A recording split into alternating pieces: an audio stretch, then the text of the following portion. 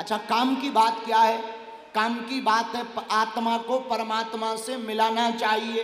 कई महात्मा चिल्ला रहे, हम भी चिल्ला रहे, रामायण भी कह रही, गीता भी कह रही, पर बार बार कथा सुन करके भी तुम्हारा मन भगवान में नहीं लगा। ये काम की बात छोड़ दी। अभी हम कहने लगे, सुनो हम वशीकरण मंत्र बताएंगे।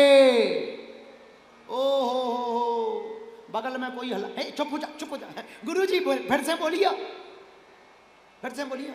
अगर हम कहते हैं कि वशीकरण मंत्र दे रहे, माताएं तो इतनी जल्दी मोबाइल निकालेंगी, उन्हें तुरंत पति देव को बस में करना है, तुरंत मोबाइल निकाल करके वो चालू करेंगे। भाड़ में गया महाराज, हमारे स्वामी जी बात नहीं मानते, सुनते नहीं है, मंत्र बता दो, मंत्र बता दो। बोलो सीताराम। पर गणेश भगवान से शिक्षा क्या? विनती कर रही माता जानकी गणेश जी से, क्योंकि इनके सूपा जैसे कान हैं, सूपा जैसे कान बड़े बड़े हैं भैया। पर गणेश भगवान की एक शिक्षा गजब की है, ये कान के कच्चे नहीं। मेरे पागलों, आदमी को कान का कच्चा नहीं, कान का सच्चा होना चाहिए। हाँ, कान का कच्चा नहीं, सच्चा होना चाहिए। क्योंकि कान भरने वाले लोग बड़े खतरनाक होते हैं। वो तुम्हारी प्रसन्नता को देख करके कान भरना प्रारंभ कर देते हैं, और जो कान का कच्चा होता है वो जय जय सीताराम बोलो, हनुमान जी महाराज की, गणपति बप्पा। कान के कच्चे कितने विचित्र होते हैं, जरा सुनो। खेल ही खेल, आहा, खेल ही खेला सकल नृप लीला। राम जी बाल काल में खेल खेलते। कौन सा खेल? गेंद का, फुटबॉल का खेल। अब फुटबॉल का खेल खेलते राम जी, तो दो पार्टी चाहिए, एक विरोध में एक पक्ष में। लक्ष्मण जी से कहा तुम हमारे विरोध में खड़े हो जाओ। लक्ष्मण जी बोले भाड़ में गया, खेल हो या ना हो, हम आपके पक्ष में, विपक्ष में खड़े नहीं हो सकते, आपके पक्ष में खड़े होंगे, सामना नहीं कर सकते, पक्ष में खड़े होंगे। राम जी ने भरत जी को कहा नहीं कि तुम विपक्ष में खड़े हो जाओ, आंखों से ही इशारा समझकर भरत जी विपक्ष में खड़े हो गए। एक तरफ राम जी, एक तरफ भरत जी। राम जी के साथ लक्ष्मण जी, भरत जी के साथ शत्रुघ्न जी। अब फुटबॉल का खेल शुरू हुआ।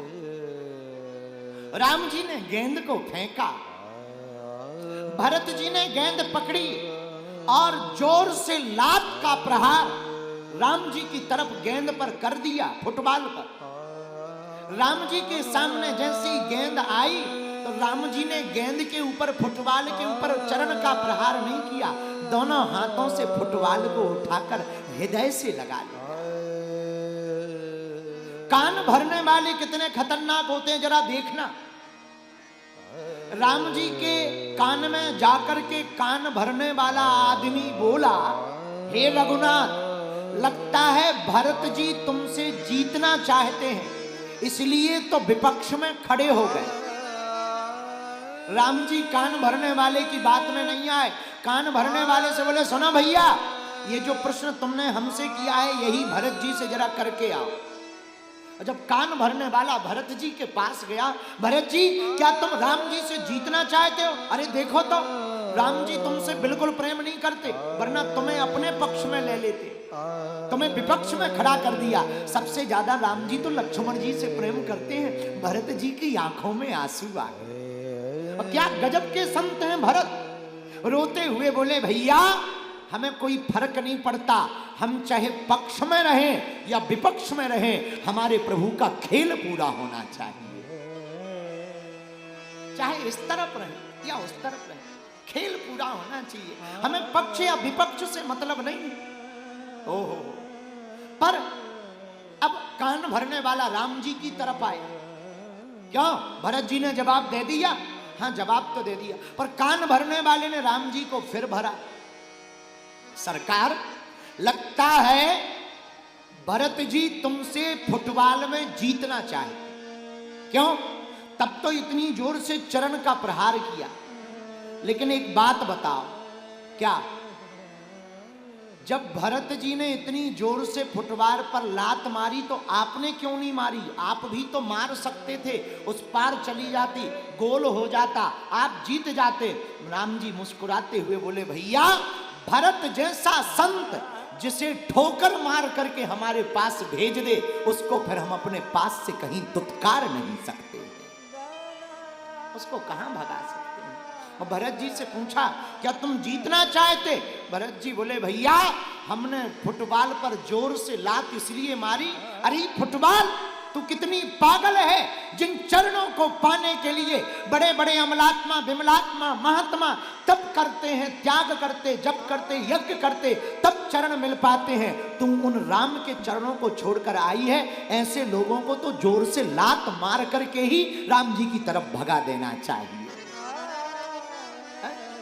ये कान भरने वाले कान भरने आए, पर राम का और भरत का कुछ नहीं बिगाड़ पाए। इसलिए भैया कान भरने वाले लोग बड़े खतरनाक होते हैं, इनके चक्कर में मत पड़ना। पर गणेश जी से सीखना, कान बड़े हैं, कान का कच्चा नहीं, कान का सच्चा होना चाहिए। जो तुम सुनोगे वही तो बोलोगे। जो गायक होते हैं उनको एक दिक्कत होती है, क्या? जिस राग को वो ज्यादा देर तक सुन ले, फिर वही राग के गीत अपने आप निकलते। वो कितनी भी कोशिश करें, बदलने में बड़ी कठिनाई होती है।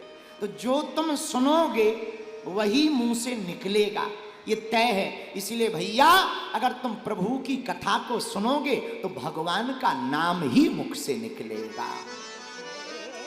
तो गणेश जी के कान बड़े बड़े। एक बात और गणेश जी के रूप से हमने तो एक नई बात सीखी गणेश जी से, लाल बाग के राजा से।